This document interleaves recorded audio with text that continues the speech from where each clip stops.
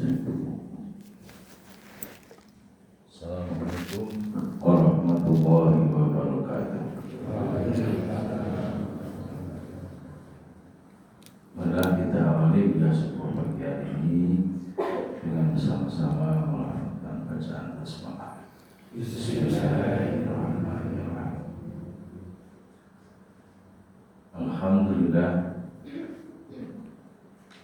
Alhamdulillahilladzi an'ama 'alaina bi ni'matil iman wal islam. Walhamdulillahilladzi arsala rasulahu bil huda wa dinil haqq liyudhhirahu 'alad dini kullih wa kafaa billahi shahida. Asyhadu an la ilaha illallah wahdahu la syarika lah wa asyhadu anna Muhammadan abduhu wa rasuluh. Allahumma shalli ala Muhammadin wa ala alihi wa sahbihi ajma'in. Rabbi shrah li sadri wa yassir li amri wahlul 'uqdatam min lisani yafqahu qawli. Wa ya ayyuhal ikhwan hadirin wal hadirat rahimakumullah, ittaqullah faqad fazal muttaqun. Ibu-ibu, bapak-bapak, jamaah sholat subuh, sholat al-akhiri yang saya hormati, alhamdulillah kita bersyukur kepada Allah pada pagi hari ini Allah Subhanahu wa Ta'ala kembali mempertemukan kita di tempat ini untuk bersama-sama kita mendekatkan diri kepada Allah, melaksanakan satu amalan yang sangat dicintai oleh Allah, yaitu as-sholatu ala waqtiha, sholat tepat waktu. Berat pelaksanaannya Allah beri keringanan, yaitu sholat subuh. Mudah-mudahan Allah senantiasa berikan petunjuk hidayah pada kita sehingga kita bisa istiqomah melaksanakan sholat subuh bersama. Amin. Salawat dan salam semoga tercurah kepada uswah hasanah kita Nabi Muhammad sallallahu alaihi wasallam beserta keluarga dan sahabat-sahabat beliau. Kita teruskan kajian kita. Kita sekarang sampai kepada hadis yang ke 988 dari kitab Riyadhus Shalihin. Pada hadis ini riwayat Bukhari Muslim, hadis ke-988 dengan topik atau bab tentang anjuran untuk segera kembali atau kembali pulang jika urusan atau keperluan telah selesai. Hadis ini berbunyi, Bismillahirrahmanirrahim. An Abi Hurairah radhiyallahu anhu anna Rasulullah sallallahu alaihi wasallam qala. Dari Abu Hurairah yang berkata, sesungguhnya Rasulullah sallallahu alaihi wasallam bersabda, as-safaru qit'atun minal adab yamna'u ahadakum ta'amahu wa syarabahu wa nawmahu fa idza qada ahadukum nahmadahu min safarihi fal yu'ajil ila ahli. Muttafaqun alaih. Rasulullah bersabda, as-safaru qit'atun minal adab. Bepergian itu merupakan suatu kesusahan atau penderitaan.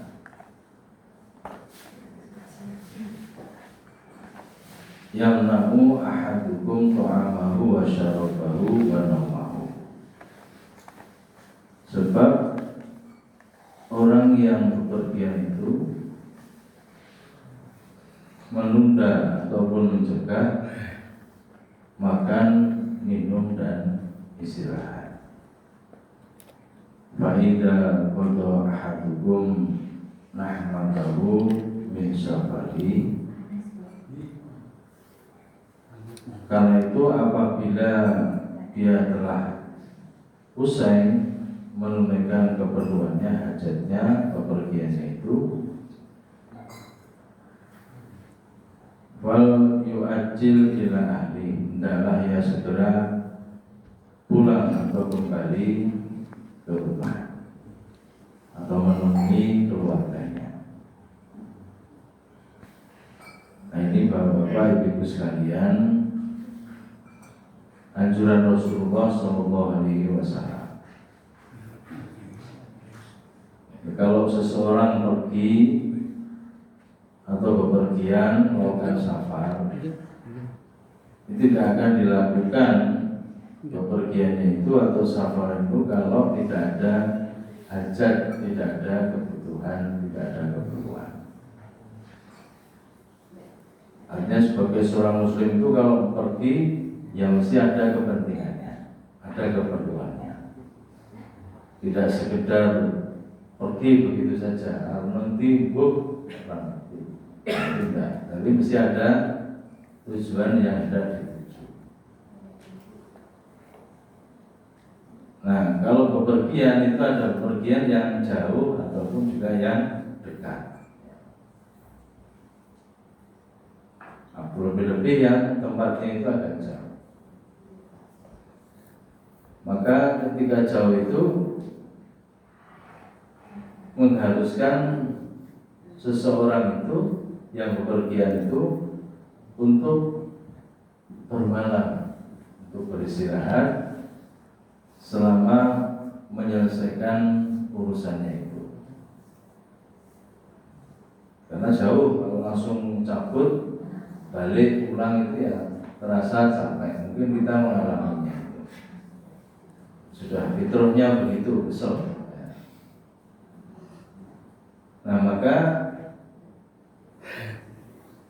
orang yang bepergian itu karena kesel tadi, capek tadi, itu merupakan hal yang berat, ya, berat. Dia meninggalkan keluarganya dan juga kebiasaan-kebiasaan yang biasa dia lakukan, ya dalam hal misalnya makan, minum, istirahat.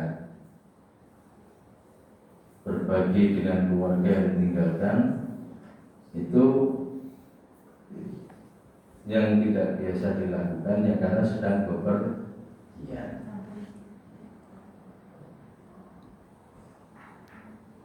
Nah inilah yang kemudian oleh Rasulullah SAW sampaikan kepada kita. Ketika kita bepergian itu ya makan, minum, istirahatnya itu tidak seperti biasanya. Mungkin yang makan itu mungkin ya bisa jadi orang itu terus mampir jajan atau juga bawa bekal sendiri. Minum ya kalau sedang mengendarai kendaraan ya tidak bisa. Ya, istirahat dulu, makan ya istirahat dulu. Juga apabila bepergian itu meninggalkan keluarga juga ada perasaan, rasa cemas, rasa khawatir juga. Bagaimana keluarganya di rumah, atau juga yang di rumah itu mengharapkan atau merindukan kehadirannya kembali di tengah-tengah keluarga. Hal yang semacam itu hal yang wajar. Yang penting apa? Dalam bepergian tadi ada tujuannya jelas, dan masing-masing ketika mau bepergian, orang yang bepergian juga mohon pada Allah, yang ditinggalkan di rumah juga mendoakan agar ketika bepergian keluarganya itu diberi jalan kemudahan dan kelancaran, Sehingga kalau sudah selesai, mudah-mudahan selamat. Itu yang penting.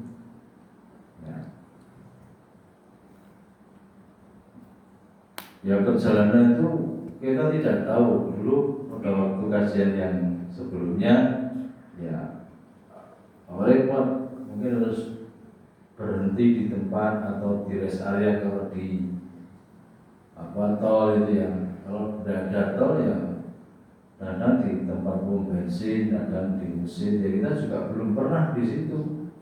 Ya. Kita juga nggak tahu apa yang akan terjadi dan sebagainya. Itu selalu mohon perlindungan Allah. Maka kalau pergian itu ya selalu berdoa kepada Allah agar Allah menjaganya, menjaga dirinya, dan selama dalam bepergian itu perjalanan itu senantiasa diberikan perlindungan oleh Allah, kemudian juga selalu dijaga oleh Allah, dan yang di rumah pun juga mendoakan sehingga tenang semuanya, ya, tenang semuanya. Bagaimana juga yang namanya keluarga, suami, istri, anak, itu ya pasti ada ikatan batin yang kuat. Meskipun jauh, ya jauh di mata, tetapi insya Allah jauh dekat di hatinya. Meskipun jauh. Kalau tenang ya tenang gitu. Jadi sing lunga ya tenang, sing ditinggal ya tenang. Tapi kalau sudah pikirannya yang lain-lain, nah itu juga enggak tenang. Saya masih ingat dulu ketika ya harus berpisah dengan anak untuk sementara waktu, mungkin sedang tugas belajar ya, mungkin bahasa Jawa ini semedot, biasanya ngedep kok orang ngedep dan sekian lama. Tapi harus berpikir bahwa ini untuk masa depannya, maka ya harus dilepas saja, insya Allah. Meskipun jauh dengan orang tua, insya Allah moga-moga Allah menjaganya. Jadi tenang. Jadi kalau tenang, ya anaknya juga tenang. Tapi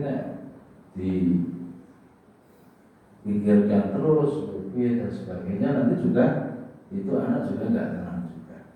Sama dalam satu ikatan keluarga itu seperti itu. Maka di dalam kehidupan kita ini, kita harus selalu mengembangkan dalam diri kita ini husnudzon, prasangka yang baik. Prasangka baik kepada siapapun, ya, bahkan pada orang yang mungkin itu tidak baik pada kita, itu tidak mudah. Apalagi kok dengan Allah Subhanahu wa Ta'ala kita mengalami keadaan yang mungkin kita tidak menyukainya, tapi kalau kemudian kita kembalikan kepada Allah, adalah kita harus husnudzon kepada Allah, berprasangka yang baik. Maka tidak semua apa yang kita inginkan itu seperti yang kita harapkan. Aku ingin ini, kalau itu bisa Allah ya menaik, kalau saya tak ingin. Iya, suatu ketika begitu, tapi suatu ketika itu tidak seperti yang kita inginkan, kita harapkan. Orang yang sakit mesti inginnya sembuh. Bisa jadi keinginannya tercapai, sakitnya sembuh. Orang sakit inginnya dia segera pulang, tapi tidak seperti yang diharapkan. Sembuh, ya, tapi sembuhnya mungkin meninggalkan sesuatu keadaan yang berbeda dengan sebelumnya. Dulu kuat, sekarang dia sembuh, tetapi sembuhnya seperti itu, tapi dia jadi lemah. Dulu dia bisa beraktivitas demikian mudahnya, sekarang juga bisa beraktivitas tapi berkurang dan sebagainya. Bahkan sampai ketika orang ingin sembuh tapi Allah berkehendak lain, Allah memanggilnya, itu bisa juga terjadi. Ya, itu husnudzon pada Allah itu seperti itu.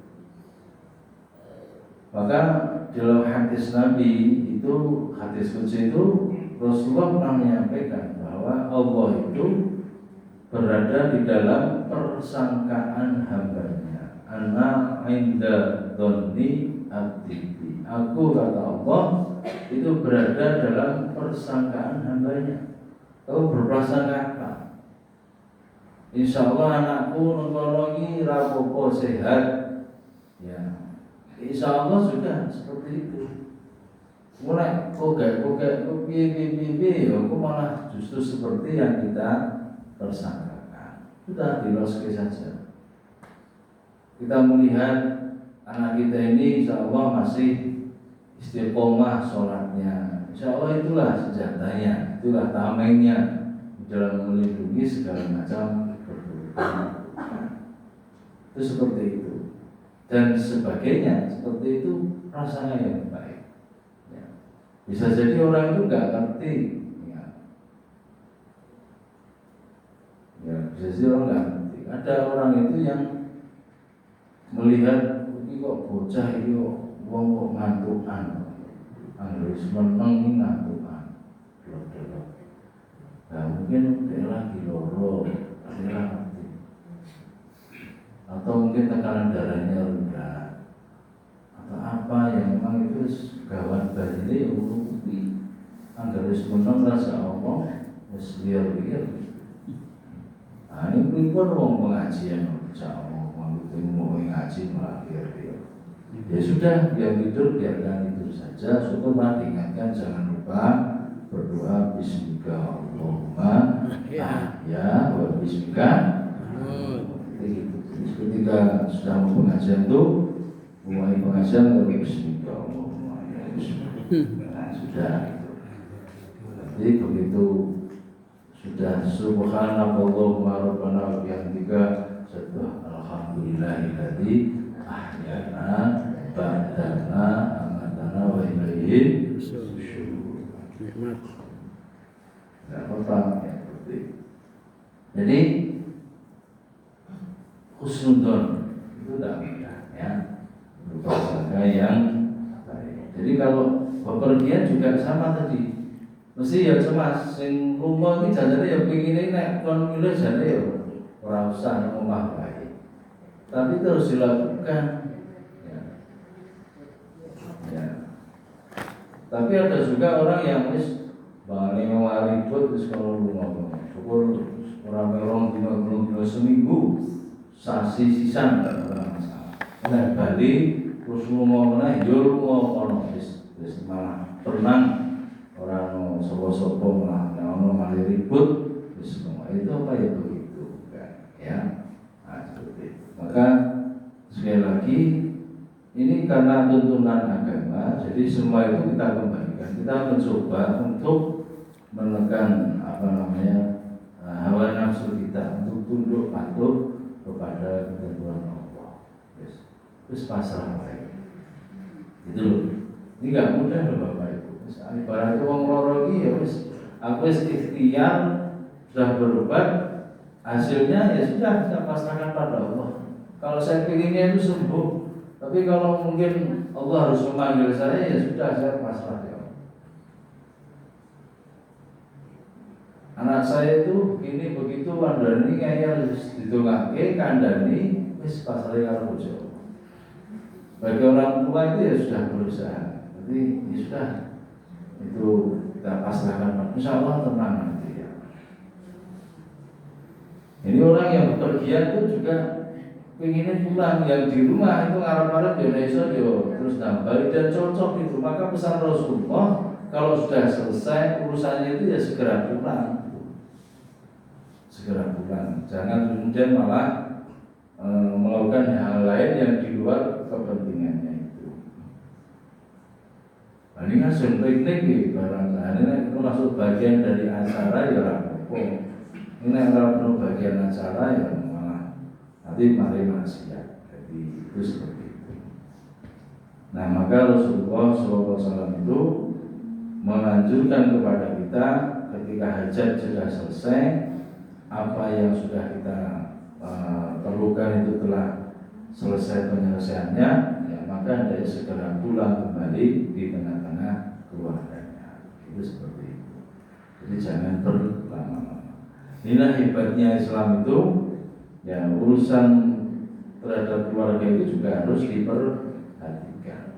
Jadi sama-sama lah itu berjuang. Jadi kalau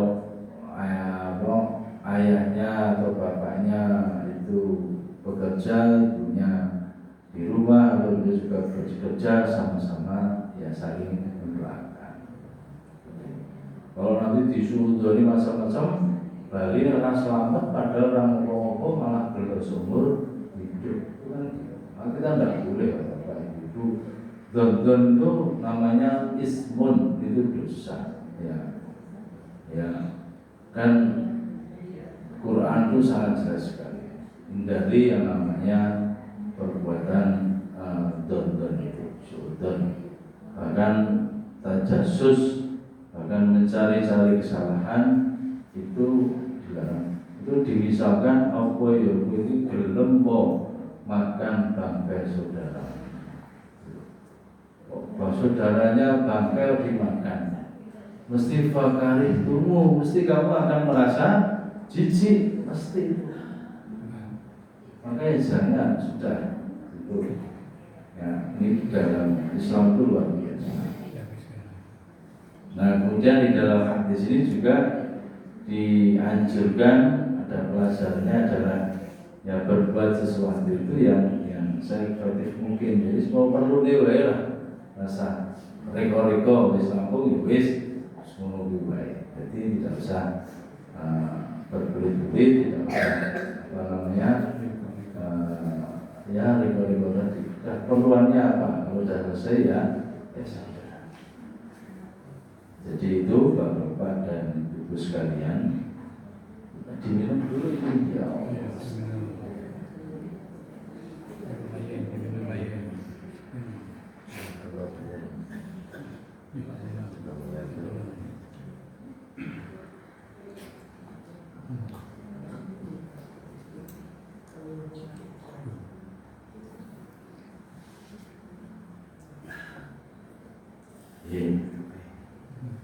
Bapak dan Ibu sekalian, pelajaran kita saja.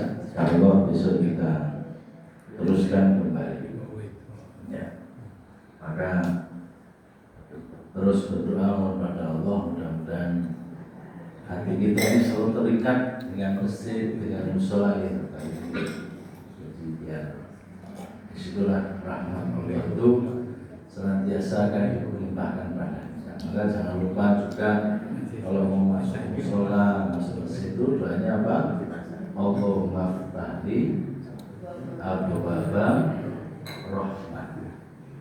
Ya Allah, bukakanlah pintu rahmat-Mu. Rahmat itu kasih sayang. Kasih sayang itulah yang akan memperkuat hubungan dalam diri kita. Ya.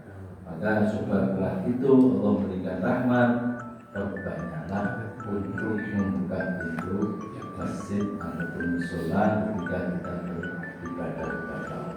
Insya Allah di situ Allah akan membukakan rahmatnya kepada kita. Saya kira demikian Bapak Ibu, mudah-mudahan bermanfaat dan terima kasih jazakumullah khairan jazaa khairan katsiran atas minuman dan makanannya, dan barokah yang diberikannya, mudah-mudahan diberikan ganti yang berlipat dari Allah. Dan insyaallah mudah-mudahan kita masih dipertemukan kembali di hari Ahad yang akan datang dalam keadaan sehat walafiat. Kita tutup, kita akhiri dengan berdoa kepada Allah dan sehat semuanya. A'udzubillahi minasyaitonir rajim. Bismillahirrahmanirrahim. Alhamdulillahirabbil alamin. Wassalatu wassalamu ala asrofil anbiya'i wal mursalin nabiyina Muhammadin wa ala alihi wa sahbihi ajma'in. Allahumma rabban nas atibil ba'sa isfi wa anta syafi la shifaa illa shifauka shifaan la yughadiru saqaman. Allahumma inna nas'aluka al-afwa wal afiyah fid dunya wal akhirah. Allahumma barik lana fi asma'ina wa absarina wa qulubina wa azwajina wa dhurriyyatina wa tub 'alaina innaka antat tawwabur rahim. Rabbana faghfir lana dhunubana wa kaffir سيئاتنا وتوفنا مع الأبرار يا عزيز يا غفار يا رب العالمين اللهم لا تدع لنا ذنبا إلا غفرته ولا هما إلا فرجته ولا دينا إلا قضيته ولا حاجة من حوائج الدنيا والآخرة إلا قضيتها يا أرحم الراحمين ربنا آتنا في الدنيا حسنة وفي الآخرة حسنة وقنا عذاب النار سبحان ربك رب العزة عما يصفون وسلام على المرسلين والحمد لله رب العالمين. Kita tutup dengan doa penutup masjid sama-sama. Subhanallahumma wa bihamdika asyhadu an la ilaha illa anta astaghfiruka wa atubu ilaik. Assalamualaikum warahmatullahi wabarakatuh.